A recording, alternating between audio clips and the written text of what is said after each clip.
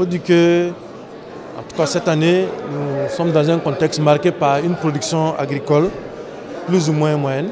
Comparé par rapport à l'année dernière, quand même la situation est presque similaire à l'année dernière, avec 67 millions de tonnes, soit une hausse de 2% par rapport à l'année dernière.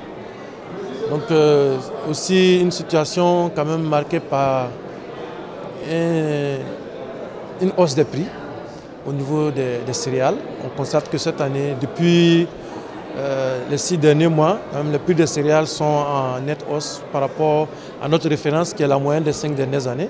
Nous avons des hausses qui tournent autour de 10-15% pour les céréales sèches, notamment le maïs, le mil, le sorgho, et puis plus ou moins autour de 10% pour le riz local et un peu moins pour le riz importé.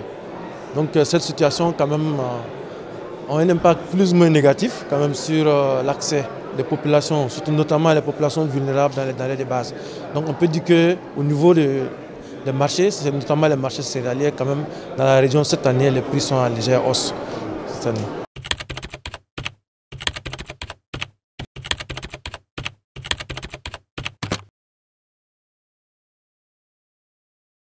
Cette situation est le même au niveau des tubercules aussi, où quand même les prix sont relativement élevés aussi. Et ça se ressent aussi la même chose qu'on observe au niveau des légumineuses, notamment les cultures de rente, notamment l'arachide et le niéré. Par contre, au niveau des bétails, la situation est un peu plus hétérogène en fonction des bassins auxquels on se trouve. Si on prend le bassin ouest, notamment la partie nord du bassin ouest, qui concerne la Mauritanie, le Sénégal et puis un peu l'ouest du Mali, où quand même la situation pastorale est cette année très difficile. On constate quand même des baisses de prix du bétail assez significatives, qui peuvent aller jusqu'à moins 50% par rapport à la moyenne, ce qui tend à avoisiner quand même des bradages au niveau des animaux, notamment les animaux en mauvais état. Donc, par contre, au niveau du bassin central, notamment au niveau du Burkina, un peu du Mali, du Togo, bon, les prix sont plus ou moins proches de la moyenne, même si on note une légère tendance également à la baisse. Par contre, si on va dans le bassin ouest et le bassin est, au Nigeria, on peut dire que cette année, quand même, les prix des animaux restent très élevés. Par contre, à ce niveau, le Niger et le Tchad notent quand même des baisses de prix aussi significatives depuis 2 ans, quand même, avec la situation sécuritaire. Le prix du bétail, quand même, pour le Niger et le Tchad connaissent également des effondrements. Oui.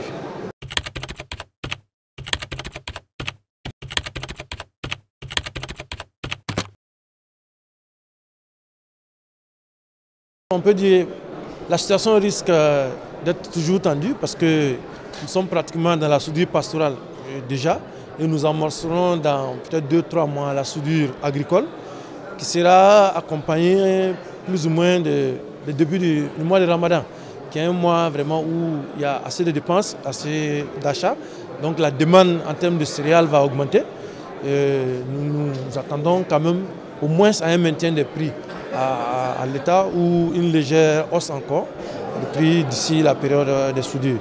Toutefois, il faut noter quand même il y a beaucoup d'efforts qui sont faits au niveau des gouvernements, notamment les pays du Sahel, où il y a des plans de réponse qui sont prévus pour pouvoir atténuer quand même les difficultés d'accès des ménages vulnérables, à travers des ventes à prix social, des distributions gratuites, des distributions ciblées, pour pouvoir permettre aux personnes vulnérables quand même d'avoir accès facilement donc, aux denrées.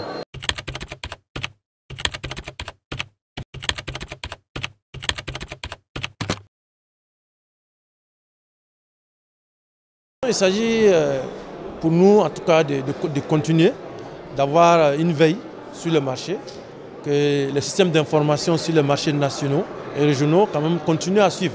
Parce que le marché, c'est une situation qui peut évoluer rapidement.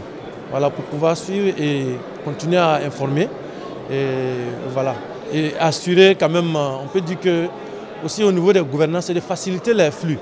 Parce que malgré les difficultés, il y a des zones quand même qui sont très excédentaires et prendre des mesures quand même pour faciliter les flux transfrontaliers et diminuer un peu les tracasseries routières, les petites raquettes qu'on a pour permettre quand même aux zones excédentaires, de mieux approvisionner les zones déficitaires et que ça va contribuer à baisser un peu les prix sur les marchés.